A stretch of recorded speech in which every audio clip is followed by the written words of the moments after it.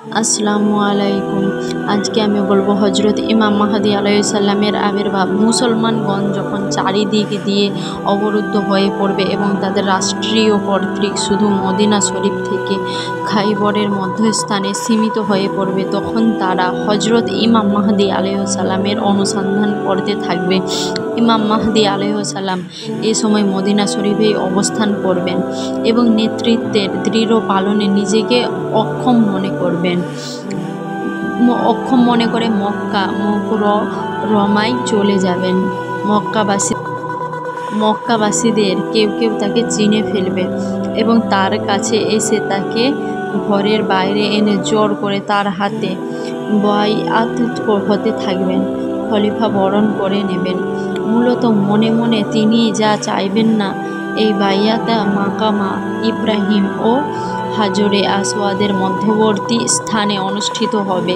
খুব সম্ভব ইমাম মাহদী আলাইহিসসালামকে তাওয়াফ করাকালীন সময়ে বাইআত গ্রহণের বাধ্য করা হবে। হজরত ইমাম মাহদী আলাইহিসসালাম এর খলাফতের কথা ছড়িয়ে পড়বে, তখন তার সাথে যুদ্ধের জন্য শাম দেশ সিরিয়া হতে এক সৈন্যবাহিনী ধেয়ে আসতে থাকবে এবং ইমাম মাহদী আলাইহিসসালাম এর সৈন্যবাহিনীর কাছে পৌঁছানোর আগেই মক্কা মদিনার মধ্যবর্তী বাদি নামক স্থানে চলন্ত অবস্থায় তাদেরকে মাটির মধ্যে দাবিয়ে দেয়া হবে। এ খবর শুনে সিরিয়ার আবদাল এবং ইরাকের পরহেজগার লোকেরা তার পাশে এসে দাঁড়াবে। কুরাইশি গোত্রের লোকেরা তার বিরুদ্ধে তাদের একজনের মাতুল বংশ বনি কালবের এক বাহিনী প্রেরণ করবে। হজরত ইমাম মাহদী আলাইহিসসালাম এই বাহিনীর সাথে যুদ্ধ অবতীর্ণ এবং বিজয়ী হবেন। এ বর্ণনাটি আবু দাউদের হাওলায় মেশকাত শরীফে বর্ণিত হয়েছে। উম্মতের উপর এক ভীষণ বিপদ নেমে আসবে এবং মানুষ অত্যাচার থেকে আত্মরক্ষার কোনো আশ্রয় খুঁজে পাবে না।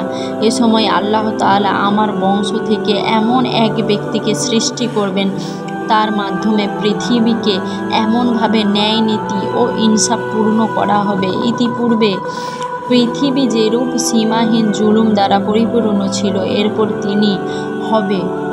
আরও বলেন, তার ন্যায় নীতির ফলে আকাশ ও পৃথিবী সকলেই সন্তুষ্ট হয়ে যাবে, এমনকি অনাবৃষ্টি হবে না। জমিন তার অভ্যন্তর থেকে প্রচুর ফলমূল ও ফসল উগরে দেবে, ফলে সব কিছু পর্যাপ্ত পরিমাণে পাওয়া যাবে এবং সস্তা হয়ে যাবে।